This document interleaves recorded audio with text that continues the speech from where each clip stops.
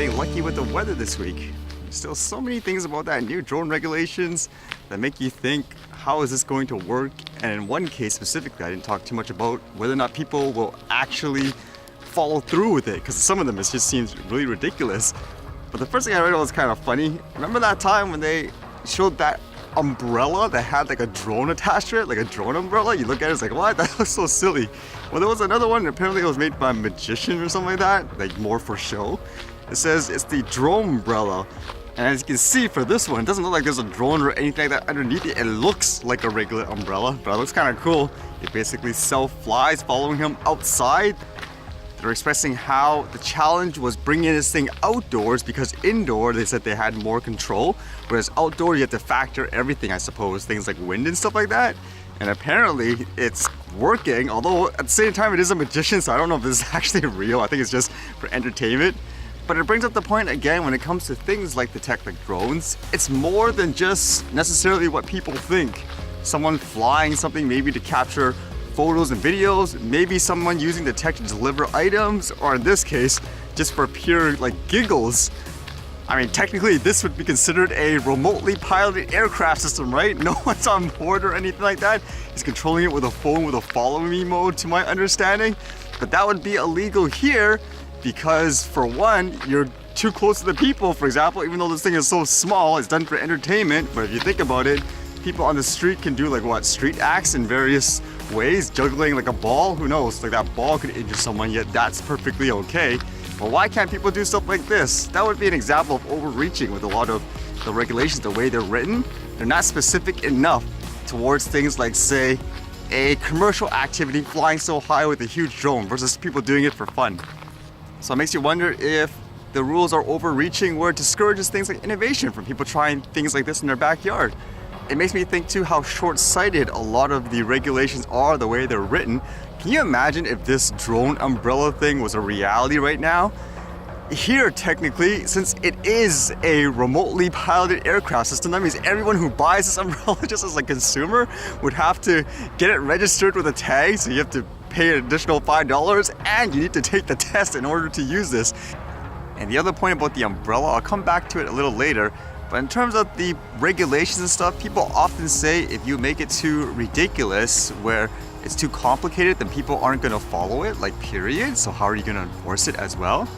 So when you're reading this, there's one section which I didn't talk too much about, but it talks about the records. Now initially I would have assumed this is meant more for if you're doing something like a complex operation for a company or something like that, then yes, you should keep records of your flight logs and all that stuff, just in case they need it, because you need to be approved like to do those flights anyway, so you need to keep track of the crew member and everything, right? But for this, under the records, there actually is no distinction between, again, someone flying it recreationally for fun or someone doing it for commercial work. So as it says here, every owner of a remotely piloted aircraft system shall keep the following records. A record containing the names of the pilots and other crew members who are involved in each flight, and in respect of the system, the time of each flight or series of flights, and a record containing the particulars of any mandatory action and any maintenance action, modification, or repair performed on the system, including the names of the persons who performed them, the dates they were undertaken, in the case of a modification, the manufacturer, model, and description of the part, etc., etc. And for the records, it says, for every owner of a remotely piloted aircraft system shall ensure that the records referred to subsection 1 are made available to the minister on request and are retained for a period of, in the case of the records referred to in the paragraph 1A, 12 months after the day of which they are created, and in the case of the records referred to the paragraph 1B, 24 months after the day of which they are created. Every owner of the remotely piloted aircraft system who transfers ownership of the system to another person shall, at the time of the transfer, also deliver to that person all of the records referred to in the paragraph 1B. How ridiculous is that? So technically you could be a kid or something like that, flying the drone, and they're expecting you to keep documented records of your flight, who was there with you every single day that you fly, even though you're doing it for fun? How ridiculous is that? And at the same time, like, why? Like, so you can call like the information right away? Would it be like, hey, we just got a drone report in the airport now, let's search for every registered owner that has a drone in that area. So they go up to this kid, Let me see your records, kid. I don't have any. Aha, you must be the guilty one. You didn't keep documenting, you must have burned it. You're under arrest. Hey, I don't know, man, maybe that could happen. Just like that Gatwick incident, right? Basically where they arrested that couple that had nothing to do with it just because they flew a drone. Or imagine someone just using like drone tech like that umbrella. Like what, you're expecting people to write down every single day, like the documents, who they were with, when they used it, the time? Who? That wouldn't be acceptable in virtually almost anything. I mean, just for the comparison, because I know most average people, they won't be able to relate or understand because, again, the tech is pretty new and not everyone uses it. Imagine getting a driver's license, buying your car, you intended to use it for work or fun. You're expected to document every single day where you drove, who drove the car, who was in the car with you at the time, regardless of why. Like, why? And you need to keep records for people to be able to request it on demand? No way!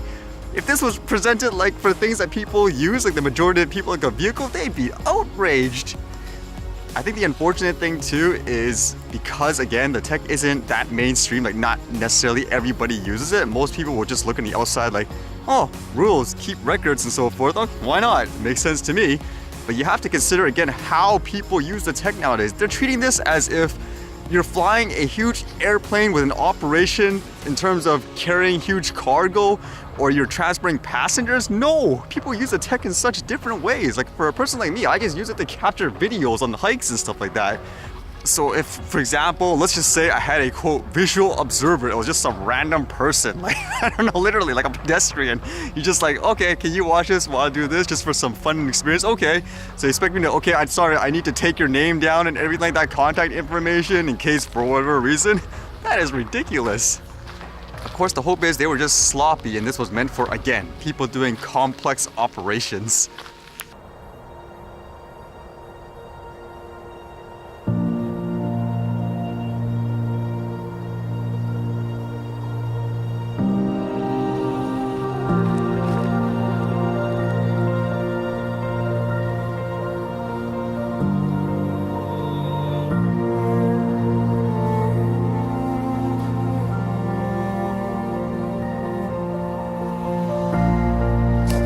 School mark their tree or something?